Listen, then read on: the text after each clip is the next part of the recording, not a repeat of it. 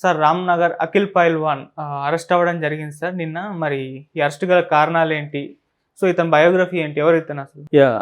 రామ్‌నగర్ అఖిల్ పహిల్వాన్ ఇతని పేరు గత కొంతకాలంగా వినబడుతుంది. బేసిక్‌గా అతను ఆహ్, అదే పహిల్వాన్ అంటారు కదా! కుస్తీ. వాళ్ళ నాన్న కూడా అదే. ఇతన్ని కూడా చిన్నప్పుడే కుస్తీలో దింపి వాళ్ళ నాన్న ఇతన్ని ట్రైనింగ్ ఇచ్చి చేశాడు. ఇతను బేసిక్‌గా వృత్తిరీత్యా అడ్వకేట్ ఇతను. మామూలుగా అయితే అడ్వకేట్ ప్రాక్టీస్ చేస్తాడు, హైకోర్టులో అడ్వకేటు.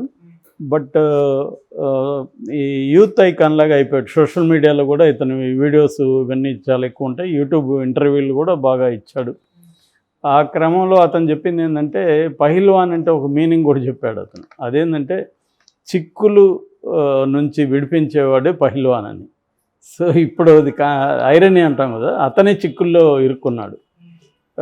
అది కూడా ఒక వ్యభిచారం అంటారు, అంటే సెక్స్ వర్కింగ్, అమ్మాయిలతో వ్యాపారం చేయిస్తా అబిడ్స్లో ఒక హోటల్ మీద, ఫార్చ్యూన్ అనే ఒక హోటల్ మీద సౌత్ జోన్ పోలీసులు టాస్క్ ఫోర్స్ రైడ్ చేశారు. ఆ రైడింగ్లో 16 మంది అమ్మాయిలు, 4 క్లయింట్స్ దొరికారు.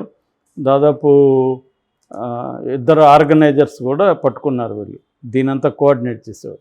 ఇదంతా నడుపుతుండేది ఈ అఖిల్ పహిల్వాన్ అనేది పోలీసులు చెప్తున్నారు. వీళ్ళు బేసిక్గా రామ్‌నగర్లో ఉంటాడు ఈయన. సో రామ్‌నగర్ అఖిల్ పహిల్వాన్ అంటారు. సో ఇతన్ని ఇప్పుడు అరెస్ట్ చేశారు. అంటే ఈ మొత్తం వ్యభిచార రాకెట్ని ఇతన్ని నడుపుతున్నాడు అనేది వాళ్ళ ఆరోపణ. సో కోర్టుకు పెడితే కోర్టు 14 రోజులు రిమాండ్కి కూడా పెట్టింది. అందువల్ల ఇప్పుడు ఒక్కసారిగా హైదరాబాదులో మెయిన్గా యూత్కి అంతా తెలుసు, ఇతను ఏదన్నా బోనాలు అటు వచ్చినప్పుడు కూడా డబ్బులు ఖర్చు పెట్టి బాగా చేస్తాడు. ఒక రకంగా వెరీ పాపులర్ ఫిగర్ అని చెప్పుకోవచ్చు. సో పైగా అతను హైకోర్టు అడ్వకేటు. మరి అలాంటి అతను ఇది ఎందుకు చేస్తున్నాడని తెలీదు. రెండోది ఏంటంటే, ఈ అమ్మాయిల్ని, కొంతమంది అమ్మాయిల్ని ఫారిన్ నుంచి తెప్పించారని చెప్తున్నారు. కొంతమంది కలకత్తా, ముంబై నుంచి తెప్పించి బలవంతంగా వాళ్ళ దగ్గర వ్యభిచారం చేయిస్తున్నాడు అన్న ఆరోపణలతో చేశారు. మామూలుగా అప్పుడప్పుడు రైడ్స్ జరుగుతుంటాయి. అసలు దీన్ని మనం మామూలుగా ట్రెడిషనల్గా ప్రాస్టిట్యూషన్ అని పిలుస్తారు.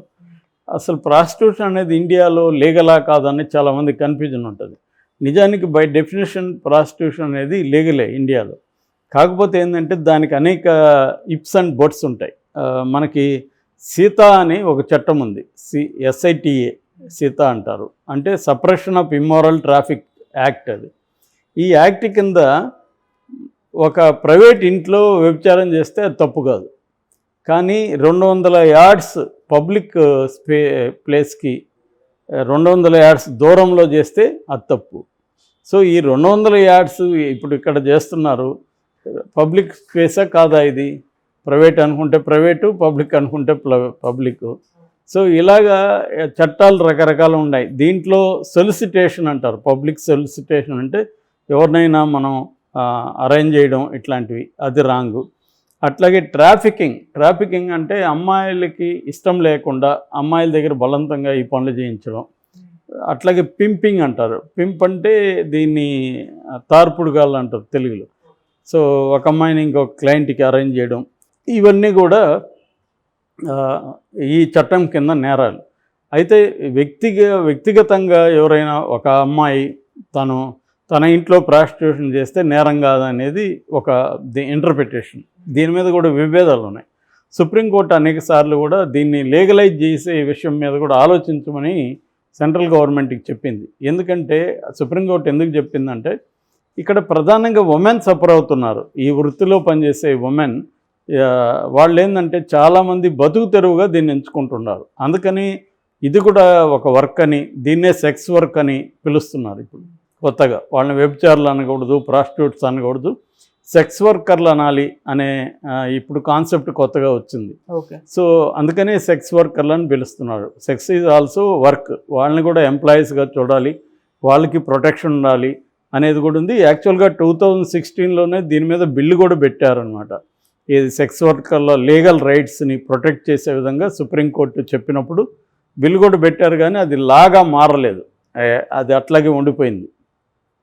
యాక్చువల్గా మన దేశంలో దాదాపు 30 లక్షల మందికి పైన సెక్స్ వర్కర్లు ఉన్నట్టుగా ఒక అంచనా. ఇందులో దాదాపు 10 లక్షల మంది అండర్ ఏజ్, అంటే 18 ఇయర్స్ కంటే లోపల ఉన్నవాళ్ళు ఉన్నారు. మామూలుగా ఈ ఒకప్పుడు ఏంటంటే ప్రతి టౌన్లో కూడా కొన్ని ఏరియాల్లో ఇది జరిగేది. అంటే ఫర్ ఎగ్జాంపుల్ ముంబైలో రెడ్ లైట్ ఏరియా లేదా కామాటిపుర ఇలాంటి కొన్ని ఏరియాలు ఉండేదన్నమాట. అట్లా ప్రతి హైదరాబాద్లో కూడా కొన్ని ఉండేది. అట్లా ప్రతి సిటీలో లేదా టౌన్లో ఒక ఏరియా పర్టికులర్గా జరిగేది. ఆ ఏరియాలో ఏముంటుంది అనేది అందరికీ తెలుసు. అలా అప్పుడప్పుడు వాటి మీద రైడ్స్ జరిగేది. పోలీసులు డబ్బులు తీసుకొని ఇచ్చేసేవాళ్ళు. వాళ్ళకి సపరేట్ లాయర్లు ఉండేవాళ్ళు. మన ఫేమస్ రైటర్ ఉన్నాడు తెలుగులో, రావిశాస్త్రి, రాచకొండ విశ్వనాథ శాస్త్రి. ఆయన కూడా ఎక్కువగా ఈ అమ్మాయిల తరపున కోర్టులో వాదించేవాడు. ఆయన్ని ఒక మొరటగా అక్కడ మండల లాయర్లను కూడా పిలిచేవాడు ఈ రావిశాస్త్రిని. దీని మీద కథలు కూడా ఆయన చాలా కథలు రాశాడు. ఈ సెక్స్ వర్కర్ల మీద కూడా ఆయన చాలా కథలు రాశాడు అన్నమాట. ఇలాగా మనకి ఇదేంటంటే one of the ancient professions అంటారు దీన్ని. సో ఇప్పుడు కూడా ప్రాబ్లం ఏమవుతుందంటే ఈ పోలీసులు దీన్ని మిస్గా ఇచ్చేసి అప్లై చేసి చట్టాన్ని ముఖ్యంగా సెక్స్ వర్కర్ని వేధిస్తున్నారు అనేది. ఆ మధ్య కూడా ఒక సెక్స్ వర్కర్ని హైదరాబాద్లో ఒక పోలీసు అత్యాచారం చేశాడని విమర్శలు వచ్చాయి.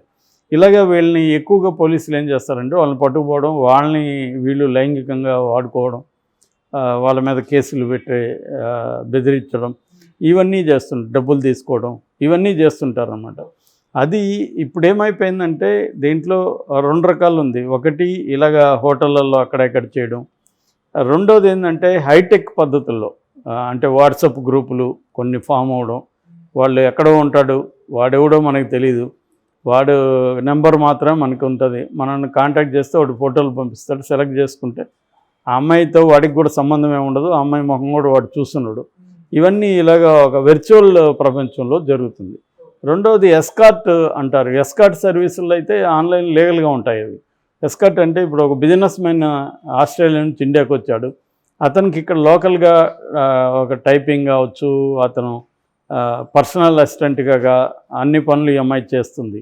లేదా ఇక్కడ ఇంగ్లీష్లో తెలుగులో ట్రాన్స్లేట్ చేయడానికి కావచ్చు. ఇలాగా దాంతోపాటు అమ్మాయి అతనితో గడుపుతుంది కూడా.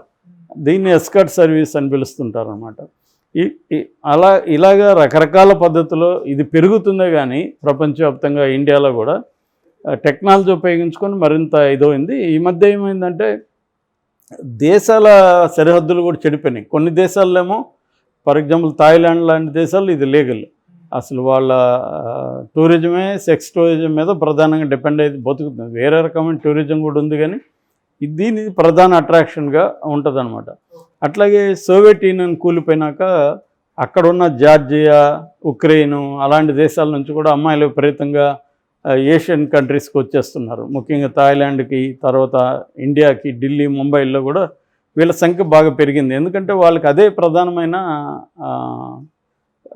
దాని ఏమంటారు బ్రెడ్ వినింగ్ యాక్టివిటీ అనమాట. వాళ్ళకి ఫుడ్ పెట్టే యాక్టివిటీ. ఆ మధ్య కూడా శ్రీలంకలో సంక్షోభం వచ్చినప్పుడు ఎక్కువ మంది అమ్మాయిలు ఇదే పని చేయాల్సి వచ్చింది. ఆ రకంగా ఏంటంటే చాలా దీన్ని మనం మోరల్ దృష్టిలో చూసినప్పుడు చాలామంది దీన్ని వ్యతిరేకిస్తారు కానీ చాలా దీనికి సోషల్ కండిషన్స్ కూడా ఉంటాయి. చాలామందికి వేరే మార్గం లేకుండా దీంట్లో వచ్చేవాళ్ళు ఉంటారు. ముఖ్యంగా కొన్ని ట్రైబ్స్ ఉన్నాయి. ఆ ట్రైబ్స్ కూడా ఇట్లాంటి వృత్తులు ఎంచుకుంటారు. కొన్ని ఇదేమంటుందంటే దీంట్లో కూడా వ్యాపారం ఉంటుంది, దీంట్లో ట్రాఫికింగ్ ఉంటుంది, అమ్మాయిని తీసుకెళ్ళిపోయి చేయడం. అది దుర్మార్గం, అది ఘోరం. దాన్ని చట్టాలు కూడా ఒప్పుకోవు. కాకపోతే దీంట్లో వాలంటరీగా ఇష్టపూర్వకంగా అమ్మాయిలు కూడా బాగా పెద్ద ఎత్తున వస్తున్నారు. దానికి ఒక కారణం ఏంటంటే ఈజీ మనీ. మిగతా ప్రొఫెషన్లో కంటే కూడా దీంట్లో త్వరగా డబ్బులు ఎక్కువ సంపాదించుకోవచ్చు. దాన్ని ఏదైనా వ్యాపారాలు చేసుకోవచ్చు. ఇలాంటివి చాలా కూడా జరుగుతున్నాయి. ఆ రకంగా చాలా ప్రముఖ వ్యాపారస్తులు కూడా ఉన్నారు ఈ సెక్స్ వర్కర్లలో. మనం క్వారా లాంటి సైట్లలో చూస్తే అలాంటి వాళ్ళ అనుభవాలు అవన్నీ కూడా రాసిన సందర్భాలు కూడా కనబడతాయి అన్నమాట. సో ఆ యాంగిల్లో తీసుకున్నప్పుడు అమ్మాయిల్ని హింసించడం దీంట్లో అసలే వాళ్ళ బాధితులు, మళ్ళీ వీళ్ళు పోలీసులు పెట్టి కోర్టులకు పెట్టి వాళ్ళని జైళ్ళల్లో పెట్టి హింసించడం కరెక్టా అన్న ఒక విమర్శ బలంగా ఉంది. వీళ్ళ తరపున అనేక మంది ఎన్జిఓ ఆర్గనైజేషన్స్ పనిచేస్తున్నాయి. కానీ హైదరాబాద్లో ఈ మధ్య ఇలాంటి రైడ్స్ ఎక్కువ వింటున్నాం. ఎందుకంటే ఇక్కడ స్పాస్, తర్వాత బ్యూటీ పార్లర్స్, ఇలాగ రకరకాల బాడీ కేర్ సెంటర్స్, ఇలా రకరకాలవి పెట్టి ఆ ముసుగులో అవి జరుపుతున్నారు అన్నమాట.